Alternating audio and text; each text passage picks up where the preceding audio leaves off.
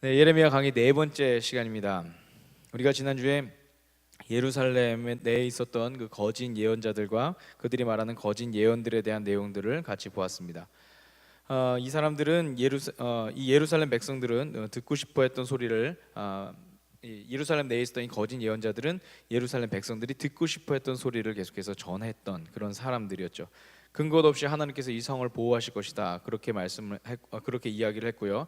그리고 하나님께서 바벨론의 군대를 곧 물리치실 것이다 그렇게 이야기도 했고, 또 예전에 빼앗겼던 성전의 모든 기물들을 하나님께서 2년 내에 다시 찾아오게 하실 것이다 라는 그런 말도 안 되는 그런 소리들을 이 사람들이 전했습니다. 그러면서 계속해서 예루살렘 백성들에게 영적인 나태함과 그리고 죄악에 빠져 살도록 이들이 부추겼죠.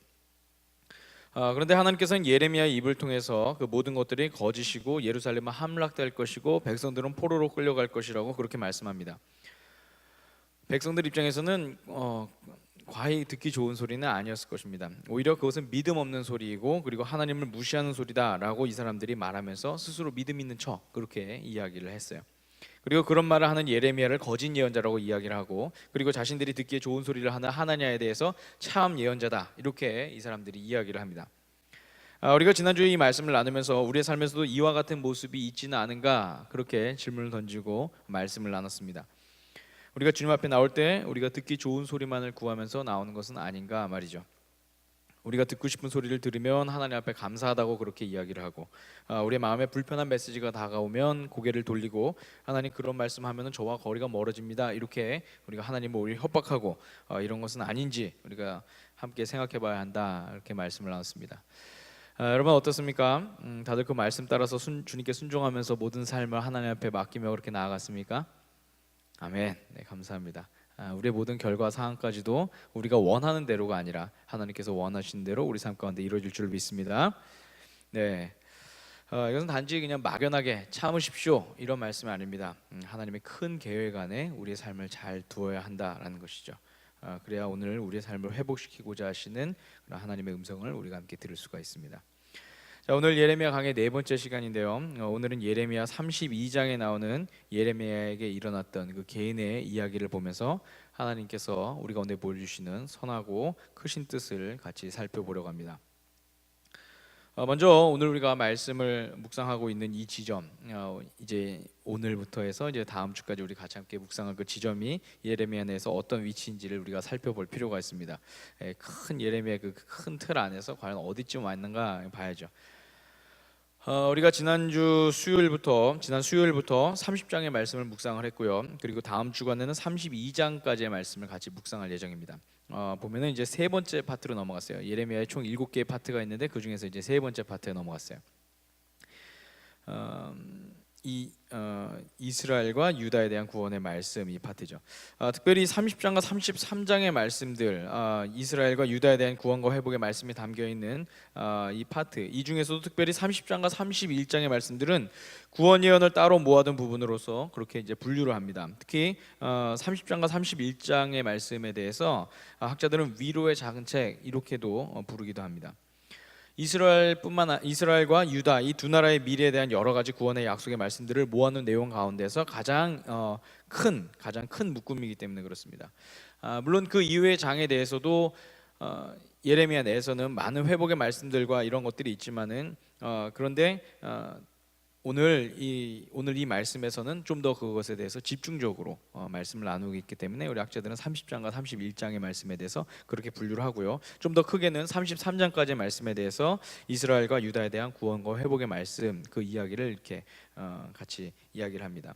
그래서 이 부분에 대해서는 때로는 메시지로 하나님께서 말씀을 전하기도 하고, 때로는 비유로, 때로는 오늘 우리가 보는 것처럼 예레미야의 삶에서 상징적인 일들을 통해서 그 이스라엘과 유다의 회복에 대해서 하나님께서 말씀을 하고 계시죠. 오늘은 이제 우리가 그 말씀을 같이 함께 나눌 계획입니다. 함께 예레미야 32장 6절과 7절의 말씀 우리 앞에 화면 보면서 세 번역 성경으로 같이 함께 읽겠습니다. 시작. 주님께서 나에게 말씀하셨다. 너의 숙부 살룸의 아들 하나멜이 너에게 와서 그의 밭을 너더러 사라고 하면서 그 밭을 유선으로 살 우선권이 너에게 있기 때문에 내가 그것을 사야 한다고 말할 것이다. 자, 갑자기 하나님께서 예레미야에게 땅을 사야 한다라고 그렇게 말씀을 하고 계세요. 요즘 같은 상황에서는 좋은 소리일까요? 하나님께서 우리에게 아무개야 너 용산의 땅을 사야 된다. 아무개야 너 성북구의 땅을 사야 된다. 뭐 이렇게 이야기를 하신다면은 우리에게는 좋은 말씀일지는 잘 모르겠습니다. 그런데 당시 예레미야의 상황에서 본다면 굉장히 뜬금없는 소리였죠. 그도 그럴 것이 오늘 32장 1절의 말씀은 그 당시 시대적인 배경을 우리 가운데 먼저 보여주고 있습니다. 그 당시 시대가 시드기야 왕 10년째 해에 일어났던 일이라고 성경은 말씀하고 있는데 역사적으로 시드기야 왕 9년째 해에 바빌론 군대가 예루살렘을 포위했고요. 그리고 11년째 해에 예루살렘이 함락되었으니까 지금 32장 1절의 이 말씀, 즉 시드기야 왕 10년째 이 말씀은 예루살렘이 이미 바빌론의 군대에 의해서 포로가 되었던 그 상황이고, 그리고 함락되기 1년여 전에 그 상황을 배경으로 하고 있다라는 것을 우리는 알 수가 있습니다. 그렇다면 여러분, 예루살렘 성 함락을 1년 앞두고 있는 그 시점에 과연 어떤 일이 일어났던 것일까요? 오늘 32장 앞부분의 말씀을 보면요, 예레미야는 계속해서 예루살렘 백성들을 향해서 곧 느부갓네살 왕과 바벨론 군대에 의해서 예루살렘이 멸망할 것이고, 그리고 왕은 바벨론에 끌려갈 것이다 라고 그렇게 외치면서 백성들을 계속해서 독려했죠. 백성들에게 계속해서 회개를 선포를 합니다. 그런데 그 말이 듣기 싫었던 시드기야 왕이 예레미야를 붙잡아다가 왕궁 근위대 뜰에 그를 가둬버려요. 왕궁 근위대 뜰에 그를 가둬버리고, 바로 그런 상황 가운데서 하나님께서 예레미야에게 임하셔서 땅을 사야 한다라고 그렇게 말씀을 하신 것입니다. 여러분, 생각해 볼수록 뭔가 좀 이상하지 않습니까? 사실 앞뒤가 좀 안 맞는 그런 말씀이죠. 곧 바벨론에 의해서 점령당하고 포로로 끌려갈 사람들에게 땅이 무슨 소용이 있겠습니까? 바벨론이 쳐들어오면 그 땅 다 빼앗기는데요. 차라리 돈 될 만한 것이 있으면 죄다 팔아가지고 현금화하는 것이 더 현명한 것이겠죠. 그럼 포로로 가다가 누구에게 뭐 뇌물을 주든지 아니면 이러저러하게 뭐 도망을 가든지 이렇게 쓸 수 있지 않겠습니까? 그런데 하나님께서는 예레미야에게 오히려 현금을 팔아서 부동산을 구매해라 이렇게 지금 말씀을 하고 계세요. 이 말씀은 경제 논리에서만 이상한 것도 아닙니다. 이미 남유다가 망할 것을 예언하고 다녔던 이 예레미야가 땅을 구입한다는 말은 논리적으로도 지금 앞뒤가 맞지 않는 그런 이야기예요. 그런 예레미야의 모습을 보면서 사람들이 비난을 한다 해도 할 말이 없는 그런 상황이다라는 것이죠. 다른 이들에게는 도망가라 라고 그렇게 이야기해놓고 정작 자신은 땅을 사서 그곳에 부동산 하나를 마련을 했어요. 아마 예레미야도 이 말씀을 듣고는 꽤나 혼란스러웠을 것입니다. 그런데 정말 하나님의 말씀대로 예레미야의 숙부인 그 살룸의 아들 하나멜, 우리로 치면 이게 사촌간 정도 되는 그런 친척입니다. 그 하나멜이 와서 아나돗의 땅을 사라라고 그렇게 이제 권면을 하죠. 그리고 그는 예레미야는 이것이 하나님의 뜻임을 그가 깨닫게 됩니다. 하나님께서 전에 말씀하셨던 그 음성이 이게 진짜로 하나님의 뜻이구나라는 것을 이 예레미야가 깨닫게 되죠. 이 내용을 우리가 조금 더 자세히 살펴볼 필요가 있습니다. 이 아나돗 땅은 예루살렘 북동쪽으로 약 5km 떨어진 지점에 있는 그런 곳입니다. 예루살렘에서 굉장히 가까운 지점에 있는 곳이죠. 한 10리길 정도 되는 그런 이웃 동네 정도로 우리가 치면 될 것 같습니다. 그리고 이 아나돗이라고 하는 이 동네는 예레미야의 고향이기도 한 그런 곳입니다. 따라서 그곳에는 그의 친척들이 이제 많이 살고 있었을 것입니다. 그런데 당시 그 예레미야와 사촌간이었던 이 하나멜에게 어려운 상황이 벌어져서 그 땅을 팔지 않으면 안 되는 상황에 이르게 됩니다. 성경은 어떤 일로 하나멜에게 어려움이 닥쳤었는지 그것에 대해서는 말씀을 하고 있지 않으나 예레미야가 땅값으로 은을 지불했다라는 것으로 보아서 아마 금전적으로 그가 다른 이에게 빚을 지게 되었고, 그리고 그에 따라서 그 빚을 갚지 못하면 남의 집 종살이를 하게 되는 그런 처지에 이르렀다라는 것을 우리는 추측을 해볼 수가 있습니다. 이제 그가 살 길은 자신이 가진 아나돗에 있는 그 땅을 팔아서 그 빚을 갚는 것이었는데, 당시 이스라엘 민족들 내에서는 이 땅이란 것이 하나님으로부터 받은 유업이기 때문에 함부로 다른 이들에게 팔 수가 없었어요. 오늘날처럼 어디 부동산에 내놓고서 땅 팔아주세요 이렇게 할 수 있는 그런 상황이 아니었다라는 거죠. 열왕기상 21장에 나오는 그 나봇의 포도원 사건이 바로 그 예가 될 수 있죠. 그래서 그 땅에 대해서는 그 땅을 유업으로 받은 가문들이 함께 책임을 지고 그 땅을 같이 보호해야 되는 그런 책임들이 있었습니다. 땅뿐만이 아니에요. 가족 구성원들 또한 마찬가지였습니다. 당시 이스라엘 공동체 내에서는 고엘 제도라는 그런 제도가 있어서 친족이 어려움을 겪게 되면 가장 가까운 친족에서부터 그 일을 함께 맡아줘서 도와야 하는 일종의 책임이 있었습니다. 우리가 잘 아는 룻기에서 보아스가 룻을 아내로 맞이했던 일도 바로 그런 고엘 제도의 한 예가 되죠. 그렇게 본다면 오늘 하나멜과 예레미야의 이 이야기도 그런 관점에서 우리가 풀어볼 필요가 있습니다. 하나멜이 어려움을 겪게 되어서 예레미야에게 찾아오죠. 그리고 당신이 나를 도울 우선권을 갖고 있는 사람입니다 라고 그렇게 이야기를 합니다. 이에 예레미야가 하나님의 말씀을 따라서 또한 고엘 제도에 따라서 그의 밭을 은 17세겔을 주고 사요. 이것은 오늘날의 기준으로 한다면 약 은 200g 정도 되는 그런 양이라고 합니다. 그리고 그네들 뜰에서 모여 있는 모든 사람들이 보는 앞에서 법과 규례에 따라서 봉인된 매매 계약서와 봉인되지 않은 계약서를 작성해서 받습니다. 이게 무슨 내용이냐면요, 이 32장 11절의 말씀이 설명하는 이 당시 매매 증서의 그 원본과 사본의 그 내용인데요. 당시 이 매매 증서들은요, 원본과 사본을 이 한 장의 가죽이나 아니면 그 파피루스 한 조각 위에서 같이 작성을 했다 그래요. 이런 이제 종이 같은 것에다가 이제 작성을 하는 거예요. 그래서 상반부에는 이제 원본을 적습니다. 아무개가 아무개에게 땅을 얼마에 팔았다 이렇게 쓰는 것입니다. 그래서 이제 소유는 누구 것이다 이렇게 하는 거죠. 그리고 그 원본은 이제 원본은 안으로 이제 말아 버립니다. 그리고 거기다 구멍을 뚫고 그 줄로 이제 엮어요. 그리고 봉인을 해버립니다. 다시는 열어볼 수 없게. 그리고 밑에 또 이제 남은 그 반쪽에다가 원본과 똑같은 내용을 이렇게 씁니다. 그래서 그거는 이제 살짝 이제 접어놓죠. 그래서 이 증서의 내용을 통해서 사본은 언제든지 이들이 확인할 수 있었고요, 원본은 절대로 변경할 수가 없는 거였죠. 그래서 이것을 통해서 이제 서로의 신뢰 관계를 이제 신뢰할 수 있을 만한 그런 문서들을 이들이 이제 만들어 놨던 것입니다. 이게 이제 그 당시 매매 증서의 그 내용이었어요. 예레미야는 그래서 이 매매 증서를 모든 사람들이 보는 앞에서 작성을 하고 난 뒤에 그것을 봉인을 하고, 그리고 그 매매 증서를 그의 충실한 비서였던 이 바룩에게 맡기죠. 그리고 바룩은 이것을 옹기 그릇에 담아서 보관을 합니다. 이렇게 해서 이 7절의 말씀을 통해서 하나님께서 말씀하신 그 예언이 이제 이루어지게 되었어요. 그런데 앞서도 말씀드린 것처럼 이 일은 그 당시 상황을 고려했을 때 참 쓸데없는 일을 했다라고 그렇게 생각할 수밖에 없는 그런 일이었습니다. 예루살렘을 비롯한 남유다는 곧 함락되어서 멸망을 당할 것이고, 그리고 스스로의 생사조차도 장담할 수 없는 그때에 그 갖고 있던 것을 다 팔아서 오히려 아나돗의 땅을 산다는 그 사실.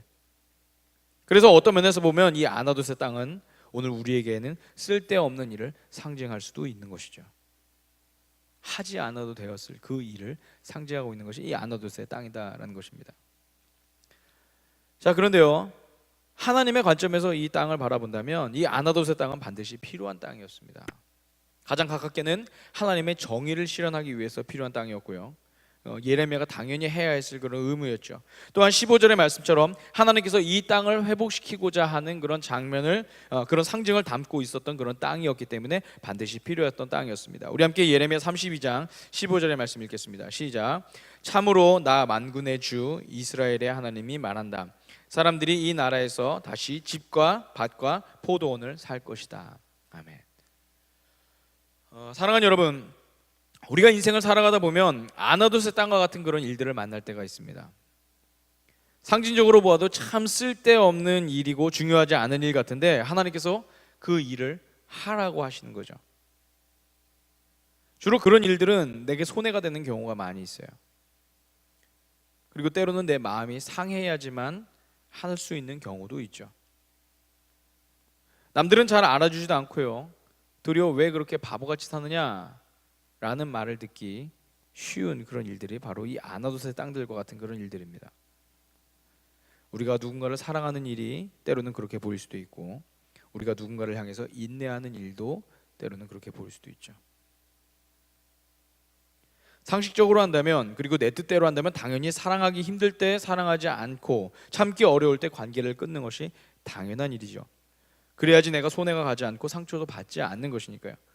그런데 하나님께서는 우리에게 그런 아나돗의 땅을 사는 일과 같은 일들을 우리 가운데 맡기신다는 것입니다. 왜냐하면 그 일을 통해서 많은 사람들이 하나님의 은혜와 사랑을 경험할 수 있기 때문에 하나님께서는 오늘 우리 가운데 계속해서 아나돗의 땅을 사는 일들을 맡긴다는 것이죠. 그리고 이미 우리도 그런 은혜와 사랑을 먼저 받은 사람들 중에 하나님을 우리는 또한 잊지 말아야 할 것입니다. 1929년 8월에 한 선교사 부부가 일제 강점기에 있던 그 한국에 들어왔습니다. 미국의 명문 대학으로 꼽히는 그 코넬 대학교와 그리고 보스턴 대학교를 졸업한 아주 장래가 유망했던 이 젊은 부부가 미국 감리교 선교부의 파송을 받아서 한국 선교를 위해서 들어오게 되었죠. 바로 앤더스 크리스티안 젠센과 마우드 카이스터 젠센이라고 하는 이 부부입니다.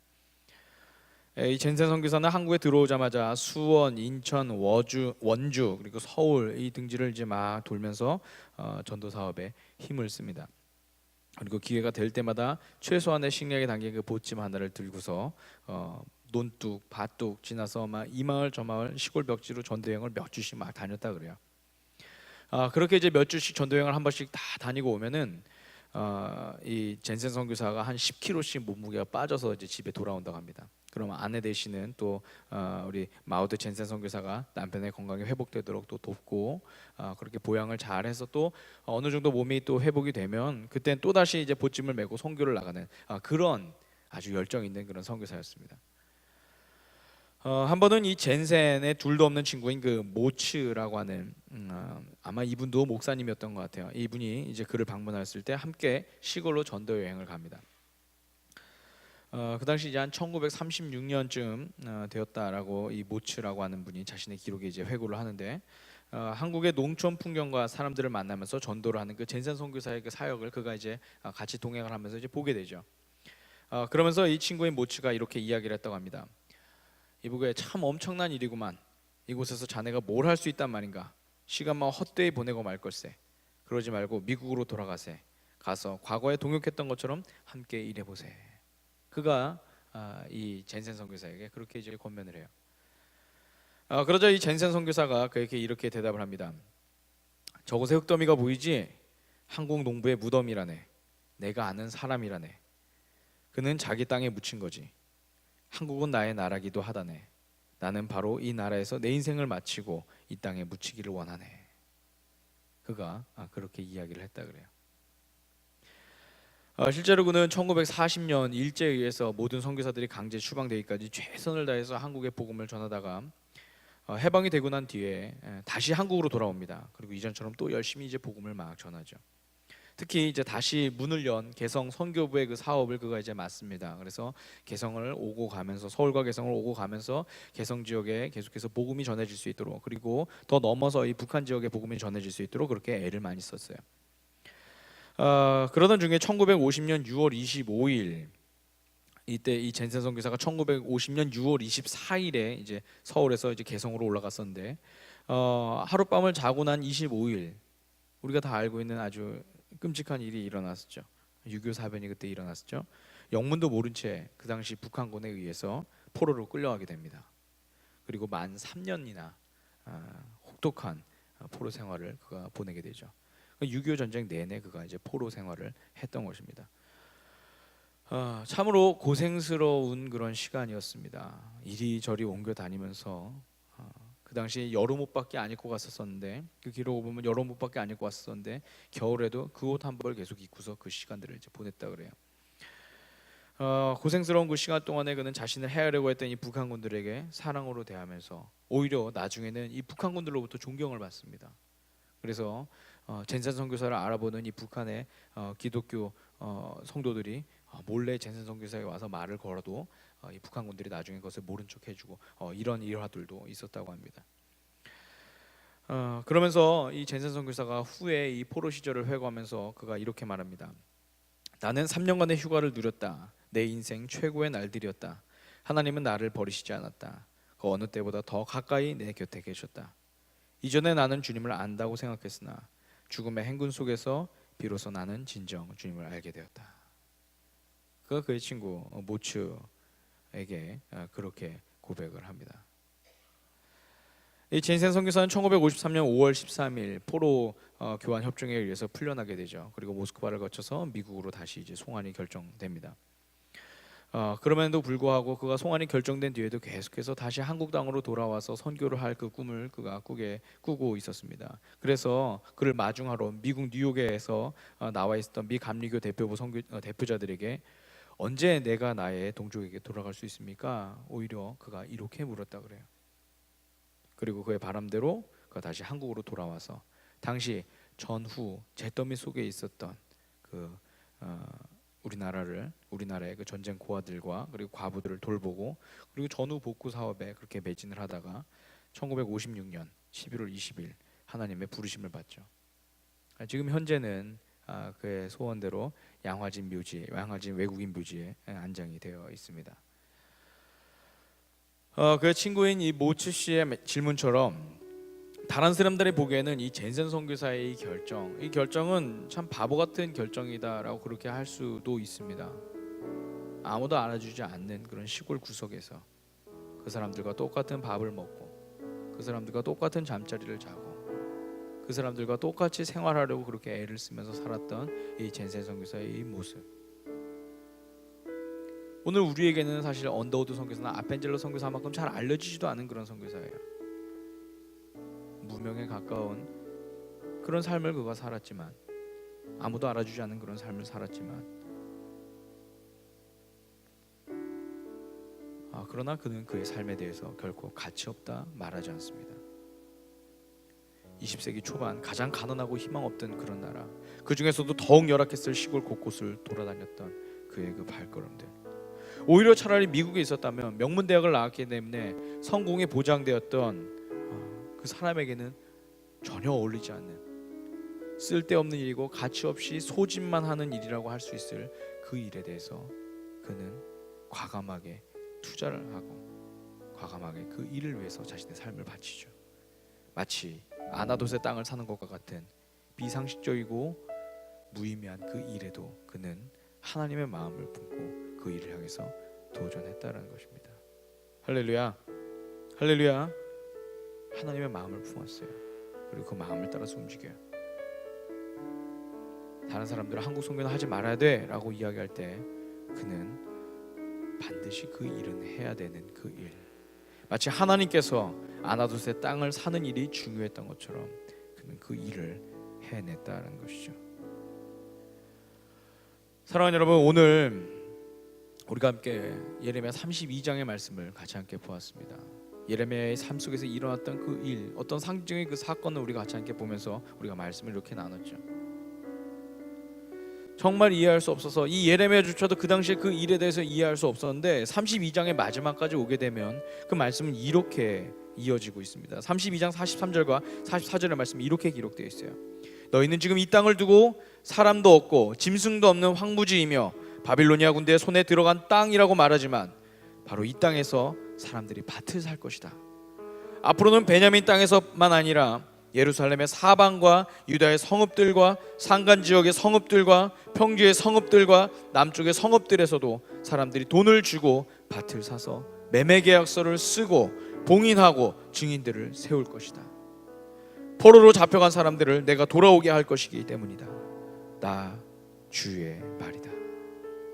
할렐루야, 할렐루야. 아무 쓸모없는 일과 같은 이 아나돗의 땅을 사는 일을 통해서 하나님께서는 예레미야를 비롯한 남유다 백성들에게 위와 같은 소망을 갖게 하십니다. 그들이 다시 돌아오게 하시고 모든 것을 회복시키겠다라고 그렇게 말씀하시죠. 이것이 오늘 아나돗의 땅을 사는 일에서 보여주신 하나님의 마음이다라는 거예요. 우리가 이해할 수 없죠. 우리가 다 받아들일 수 없을 만한 그런 일들이에요. 그런데 여러분, 오늘 하나님은 우리가 이해할 수 없는 그 일 가운데에서 하나님의 놀라운 소망을 다시금 일으키시는 그런 분이십니다. 우리 모두에게 다시 한번 이렇게 질문을 합니다. 오늘 우리 인생에서 아나돗의 땅을 사는 일과 같은 것은 과연 무엇입니까? 매일 매 순간 반복되어가는 그런 아주 작은 일들 가운데에서 매일 매 순간 우리가 만나게 되는 우리의 아주 작은 그런 이웃들과의 그 관계 가운데에서 우리가 주님의 마음을 갖고만 있는다면 남들 보기에는 아무 쓸데없는 하찮은 일일지라도 그 일을 통해서 우리는 하나님의 꿈을 꾸게 되고 그리고 주님의 뜻을 우리 삶 속에서 이루어갈 것을 믿습니다. 아멘. 오늘 우리가 거대한 일을 꿈꾸는 것보단 주님께서 오늘 우리 가운데 맡기신 그 일을 해나가는 데 최선을 다했으면 좋겠습니다. 주님, 오늘 내게 있어서 아나돗의 땅은 과연 무엇입니까? 내가 주님을 위해서 해야 할 그 일은 무엇입니까? 비록 내가 손해 볼지라도 남들로부터는 이해할 수 없는 그 일이라 할지라도 그러나 내가 해야 할 그 일은 과연 무엇입니까? 우리 마음속에 그 질문을 가지고서 우리가 다음 한 주간을 또한 함께 살아갔으면 좋겠습니다. 우리 같이 함께 찬양하고 우리가 오늘 들은 말씀을 결단하고 주님 앞에 나아가도록 하겠습니다.